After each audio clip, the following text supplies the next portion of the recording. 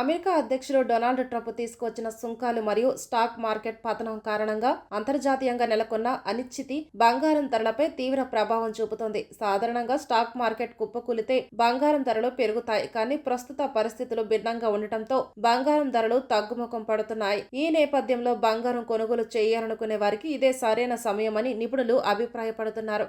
గత కొన్ని రోజులుగా దేశీయంగా బంగారం ధరలు క్రమంగా తగ్గుతున్నాయి. బుధవారం కూడా బంగారం ధర బాగా తగ్గింది. గుడ్ రిటర్న్స్ నివేదిక ప్రకారం భారతదేశంలో గత 7 రోజుల్లో 22 క్యారెట్ల 10 గ్రాముల బంగారం ధర ఏకంగా 3,450 మేర తగ్గింది. ఈ గణనీయమైన ధరల తగ్గుదల కారణంగా బంగారం కొనడానికి ఇది ఒక మంచి అవకాశంగా నిపుణులు భావిస్తున్నారు. ప్రస్తుతం తులం బంగారం ధర సుమారు 82,000 నుంచి 900 వద్ద ఉంది. రానున్న 2 నుంచి 3 ఏళ్లలో బంగారం ధర మరింత దిగివచ్చి 50,000కు పడిపోయే అవకాశం ఉందని నిపుణులు అంచనా వేస్తున్నారు. ఈ నేపథ్యంలో దీర్ఘకాలిక పెట్టుబడి దృష్ట్యా బంగారం కొనుగోలు చేయాలనుకునే వారికి ఇది ఒక మంచి అవకాశంగా పరిగణించవచ్చు.